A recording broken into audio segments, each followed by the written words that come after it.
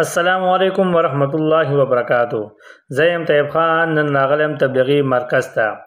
دا مرکز ضلع تورغر گوی بازار اکازی کې دی.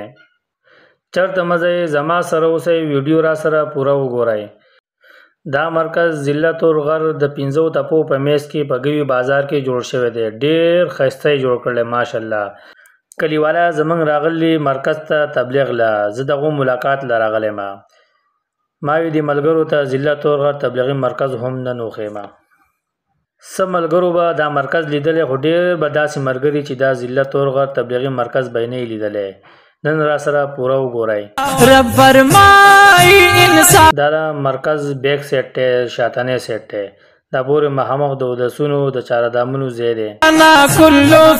دا پورې مخامخ دا روډ چې کوم تاسو ته ښکاري، دا مرکز به دغه ځای پورې ابادیږي.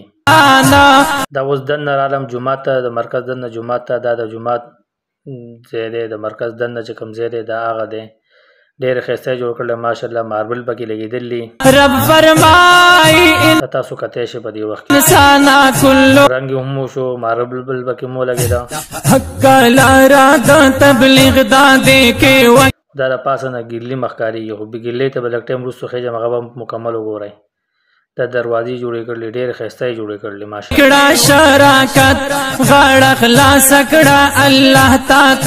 دا مولانا صاحب د تبلیغ له راغلي، د دغو ملاقات له راغلی.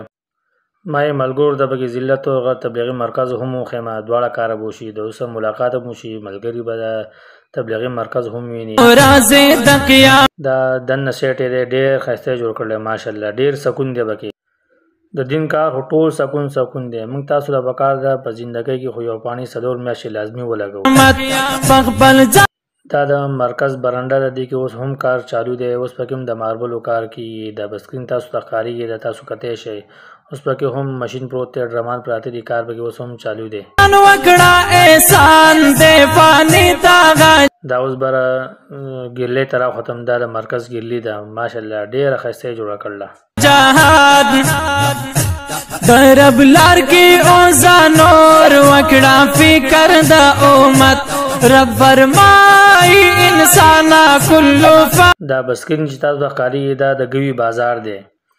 دا مرکز د ګوي بازار د پاسه یو ډیری ده، په هغې باندې جوړ شوی دی. ډېر مزیدار یې جوړ کړلی. او دا د مرکز د پاسنی چت رب فرمای انسانا کلو فانا رب فرما دا سیټ باندې چې کله ښکارېږي د برشهانه ده.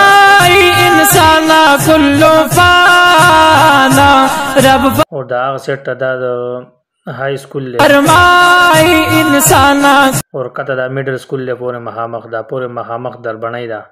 دا مرکز ډېر ښایسته ځای کې جوړ کړلی. د 15 تپو په میس کې جوړ کړلی. ډېر ښایسته ځای کې دی. دا کته د آس پاس کې اسپتال هم